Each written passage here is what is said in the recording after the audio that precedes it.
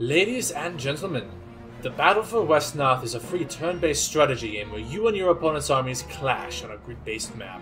Whether each attack hits is based on chance, depending on your opponent's defense, which is determined by unit type and terrain, forcing your brain to work to its limit. This game has a special place in my heart. It's the first place online where I used Archduck as my username, so I have to do a video for it. There's a short beginner campaign called Tale of Two Brothers, and I wanted to play it. So, being the master of strategy that I am, I knew I had to give myself a challenge. I set the difficulty to easy. Is it possible to beat this campaign without building any troops? That is to say, without recruiting or recalling. The game keeps track of how much you've done at both of these, so we'll want to keep it as close to zero as possible. Scenario 1. The city is under attack, and a crazed necromancer seeks the death of our men. Lucky for us, the game gives ample troops. These are our starting troops and thus do not count as being built.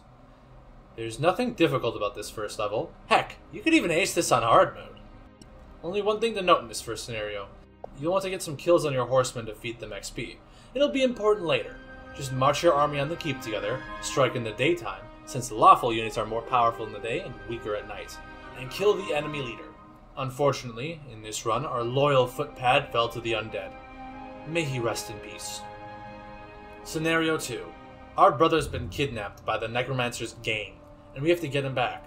Unfortunately, the elves aren't too keen on letting us through the forest. The game seems really set on us buying archers and spearmen to help fight through the forest, but we kind of forgot them all back home. Use the single horseman that has XP to help fight through the forest. It'll be a bit slow to the elf later. A big problem with this map is that elves get a defensive bonus in the woods, and even worse is that they have ranged attacks, which our horsemen do not have. Thankfully, horsemen have their own trick up their sleeve. When they are on the offense, they have the charge ability, dealing and taking double damage. In the daytime, you should be able to one-shot the opponent's cavalry, and your horsemen should be able to level up. You normally want to level him into a knight, because then it can level into a 3, but we're never going to see this guy again, so we want immediate dividends in the form of lancer. After a hard fight pushing to the leader, we can kill him and press on. We find an evil guy shortly after, and he tries to hide behind some skeletons, which our bladed weapons do not deal much damage against. Thankfully, the lancer can act as a dummy while our leader can flank and kill the only thing we need to, the evil guy. After all, it matters not if the lancer dies. After evil guy's defeat, we learn the whereabouts of our brother, and a dude in heavy armor joins our squad. The lancer, angered at the fact that armor dude will just slow us down, leaves. Scenario 3. We move in on the HQ of a lich, with our armored friend being our one starting unit, and we find orcish guards in front. By baiting out the level 2 among them, we can make quick work of him and deal with the other two separately. After that, we push through the undead, and the reason we need an armor guy becomes obvious. His weapon type is Impact, which decimates the skeletons that come our way. Making quick work of the guards, we reach the enemy leader, murder him, and then save our brother. Not much to talk about for this one. It's simple and straightforward. Just beware of poison. That effect is painful. On hard mode, we don't get armor dude, which would make this level extremely difficult, though perhaps not impossible. Scenario 4. Returning home, we find it under siege by orcs. Upon arrival, we find the situation quickly filled in by the garrison leader. Apparently half the force left with me, so the defense is in dire straits. This is a concerning statement for him to make, because literally nobody from town is with me. But we can figure out that part later. With our brother with us, all that was left to do was turn the tide of this battle. All we need to do is join up with the defense force, and with the combined might of two armies, push the orcs back and slay their leader. At least, that's what the designers intended for you. With only 2 units, there's not much we can do to help win against the massive enemy troops. We get surrounded and killed. Our AI buddy has trouble leveling up troops as well, since he'll put high XP units in precarious positions. As the orcs slowly outproduce us in troops, it's only a matter of time until our position falls. Back to the drawing board. Perhaps an ambush through the mountains?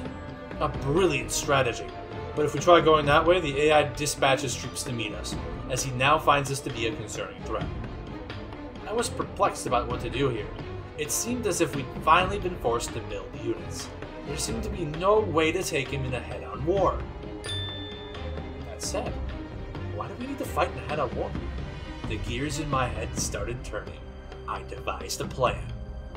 Sure, we can't reach him through the mountains, but he will send forces if we get close. So I baited out several of his units with my leader, a horseman with speed, while the slower mage went north to both support and get into position. With a sizable portion of the enemy soldiers distracted, we were making initial success pushing the enemy back up north. But it wouldn't last. We were spread thin, and my leader had to retreat north and bring the distracted forces to the main fight, or risk getting surrounded and killed by the enemy. But this one great push up to the enemy's base gives us one opportunity. Whether by stupidity or hubris, the enemy leader leaves his base, looking to use his ranged weapon to get free damage on my leader. This opened up an opportunity, one chance to kill him with attacks from each of the brothers. But then all my hopes were dashed. He had moved a unit to block the other tile needed for this plan. I was so painstakingly close, but I couldn't reach him. That was it. The AI had played an intelligent move and ruined me. My planning had been for nothing. As my allies' turn began, I knew it was hopeless. Back to the drawing board. As if awakened to free thinking for a single moment, my ally figured out my entire plan and made an extremely risky move.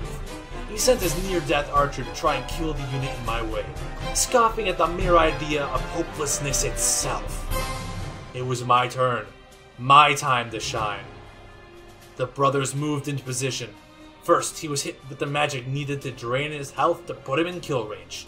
With that success, it was up to the other brother to hit both of his attacks needed to win. All those clever moves, and all we have to show for it was a mere 36% chance of success. 1 hit. 2 hit. The assassination of the Orcish leader was a resounding success, and his men scattered shortly thereafter. With that, all 4 scenarios had been conquered, and not a single unit had been either recruited or recalled. All said and done, yes, it's possible to beat A Tale of Two Brothers the dev-intended way. If you're looking for a challenge, I found this rather fun. And maybe you'll be more daring than me and figure out a way to beat this on hard yourself. Thank you for watching. This took a while to make, so be sure to let me know if you want more challenge videos like this.